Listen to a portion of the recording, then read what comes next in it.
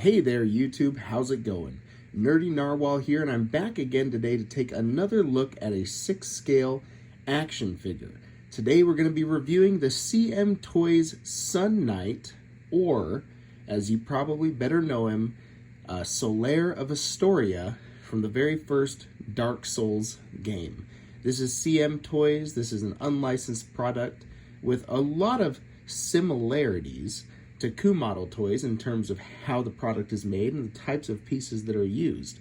So I've been looking forward to getting this figure for quite a while. I've had it for about a week or so now, and I'm ready to do a review on it. So without further ado, let's dive in. Now, one of the first things I want to do is talk about the quality of pieces used, the metals and fabrics and materials and all that, in this piece, because they are kind of all over the place. Now, one of the easiest ways to get into that is probably going to be talking about first some of the things that I modified on the figure. The first thing that you might notice is that this is not the sword that comes with the figure. I'm actually using an extra sword that I had from the CMToys White Wolf, or Geralt of Rivia. This is an excellent die-cast ally sword, very sturdy, holds up very well, and the reason I'm using that is because the one that CMToys provided broke, actually. This was just super cheap right out of the box, with a very thin metal that was uneven throughout, thicker up here, thinner down there, and it just bent like it was made out of tinfoil. So that was kind of garbagey. I wasn't too into that. Broke it, swapped it out for this sword, which I think works much better with the figure. Anyways, it's not entirely accurate to the sword that Solaire of Astoria used in the game, but it works out just fine. Now, in stark contrast to that, the metal pieces used for this figure are entirely thick and heavy, super durable. I'm not worried about any sort of breakage. No, that's not the red feather that he came with in the packaging. He came with this, let me get it for you real quick, nice little plastic one, and it worked just fine. However, I thought that the contrast with that plastic one in the helmet compared to the soft goods that they used for these fur around his shoulders, I just went to the dollar store and I picked up little red crafting feathers, and I gently applied some glue and some hair product to hold that firmly in place. Now that's nice and stiff there, and I think it looks a bit better with the figure. And that really does it for all of the modifications that I've made. Let's get a look at that helmet and the unmasked head sculpt underneath. You will notice that I have this wrapped around the head. It's just a hair tie, and I put that on there so that the helmet would rest more tightly on the head, and so that I'd be able to move the helmet and the head at the same time. When it's not on there, the helmet is a little bit too big for the figure included. So the helmet moves, but the head sculpt doesn't. Now let's get a look at that head sculpt. Who might that be? And this is always fun with CMToys because they will use a ridiculous head sculpt from a character actor that has nothing to do with the actual figure that they're producing. That is Michael Keaton with a goatee. And it's actually a pretty darn good head sculpt. It looks nice. I was informed by a friend of mine that Solaire of Astoria is actually canonically blonde, so the head sculpt doesn't really work for the figure per se, but it's a good looking enough head sculpt. I could easily swap it out for another one if I wanted to, and I'm honestly never going to see it too much anyways, because I will be keeping that helmet on for most of the time, because for most of the time in the game, we see Solaire with that helmet. Let's get his pose changed a little bit. going down the figure, the only other place where you will see die-cast metals used is going to be right here in the gauntlets, and that's the same heavy quality of metal used for the helmet, and of course that is matched on his left side. And you will also see it all the way at the bottom. Let me adjust the camera. There we go. At the legs, the shin guards, and the feet. The feet are a nice, sturdy, heavy metal that does help the figure to balance with or without the stand. And now let's take a look at the stand real quick, because I always love when a figure company includes a diorama display base with their figures. It really just adds a little oomph to a display, and this one looks really good. A lot of the aesthetic of Dark Souls is just worn down, great kingdoms and stuff like that that are in a state of disrepair. And this base really goes a long way towards echoing that stylistic choice. It's just a bit of rubble on the ground. It's a bit barren. It looks really cool. And I'm really happy to have that included with the figure. Now, what all does the figure come with? Other than the helmet and that cheapo sword that we already took a look at, if you do purchase this figure, I would suggest having an extra weapon for him. He comes with the Estus flasks. Try to get that on camera. There we go. The blue and the yellow to recover his health and his mana.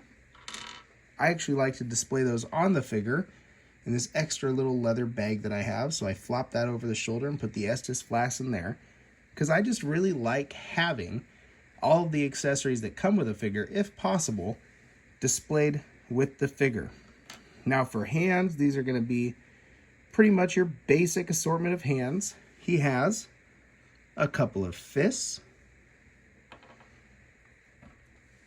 a couple of relaxed gesturing hands,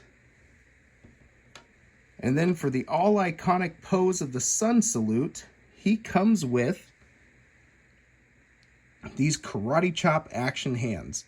And yes, this figure can do the sun salute quite well. Let's bring the figure in close for another.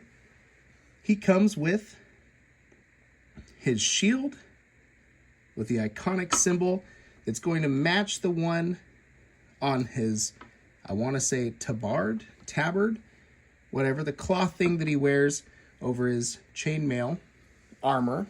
And one little modification that I made to the back there, and I'll do this often with figures, is I just wrapped a little bit of athletic tape around the handle so that he could grip it a bit more tightly. I can't hardly stand when action figures, especially for sword and sorcery fantasy type figures, can't hold their swords tightly or their shields. It's pretty vital for me that a good 6 scale action figure is able to hold on to its accessories. One of my most common fixes is just wrapping a little bit of athletic tape around the handle. And the reason I use athletic tape is, first, it can come in a bunch of different colors. I could get black wrap if I wanted, or just this basic white stuff. It looks pretty well like cloth in this 6 scale. So it works out pretty well most of the time. So I just wrapped that up around it. Now let's go in for a look at some of the materials that they used with this figure. That's not real metal chainmail. It is just a plasticky kind of cloth that we've seen Coup model use before. And that is going to be held on by a leather strap right there at the top of the bicep. There we go. Lifting up the arm, you can see that underneath this cloth piece, he actually has some leather tied around him. and that's going to extend down just as the faux chainmail does, all the way to the legs of the figure. Underneath all that, he does have a cloth shirt, just as he has some cloth pants, which go into the chainmail for the legs. And you'll notice that I did do some quick wraps at the top there. It didn't really need it, but there was nothing securing those chainmail wraps to the top or the hips of the figure. So I did that just so that when I articulated it, they didn't really have any issue of sliding down, but you might be able to see that it does want to flare out right there. They would flare out quite erroneously. And so I just wrapped those at the top there to sort of keep everything sturdy and stable. And now that's really going to do it for everything that Solaire comes with. He has that nice fur that works out pretty well, and you can just use your fingers real quick to tamp it down. He has this little neck piece, which is going to connect with the rest of the outfit just fine. His logo on his tabard. Again, when I swapped out the sword, I did also swap out the scabbard for that sword, for the one that came with the Witcher, because it would fit the sword just better. So I did that. In fact, let's pop that sword out, and we will slide that right there. And that's pretty much it. One thing you might want to keep in mind is that those metal pieces on the back there are just tied onto the figure with a little bit of string.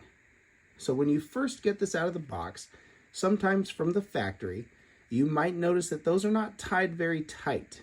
You may want to retie those yourself in some nice tight double knots to keep everything from getting loose, falling off, doing all the things that you don't want to have happen to your 6-scale Solaire of Astoria.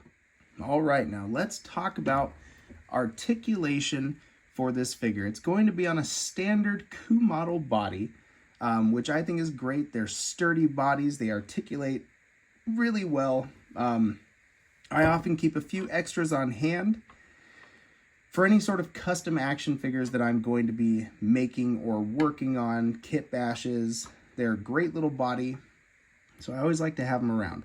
First of all, without the helmet attached, the neck is a full head and neck piece that attaches into the top part of the torso. You're going to be able to look up. You're going to be able to look down. It's a ball joint in there. Pretty standard stuff. As far as the torso itself, it is going to have plenty of waist crunch. As that is all cloth, there's no heavy armor getting in the way. So he will be able to look up at his beloved son without much issue. Shoulders are also going to be pretty standard. You're going to be able to pop them up out to there, and even with those heavy gauntlets on the side of the figure, you aren't going to find that they want to sag down too much. Once you get it up there, it's nice and tight. In between there and there, for whatever reason on mine, that's kind of loose. But not much of an issue. The elbows are double jointed, which is going to be great for any sort of posing that you want to do with the figure. The wrists are going to be pretty standard 6-scale wrist affair. So that's going to go down, it's going to go up, it's going to swivel around, it's going to swivel around at the hand also. No issues there. If you've had a 6-scale figure before, you know exactly what you're getting into with the wrists. Let's pull back real quick to get a look at the legs. Again, it's going to be pretty standard 6-scale affair. They are going to go up to there with all the cloth and all that without having much issue. The knees are going to double bend and double ball jointed legs, which is going to give you plenty of motion for deep dynamic stances. If you wanted to pose him doing some kind of action. Let's get him doing a little Solaire Kung Fu for us. No problem. And again, those feet keep him well weighted on the ground, so I really don't have to put too much effort into posing him. There we go. Let's do some Solaire splits. Pants are going to keep it a little tight, but he's not going to have any issue getting some nice wide stances. And of course, I'm not going to end this review without doing a praise the sun. So let's see if we can get him into his praise the sun emote. Get those feet together there. I'm going to raise those arms up as much as I can without rotating the shoulder at an odd angle. One more. Get that hand up a little bit.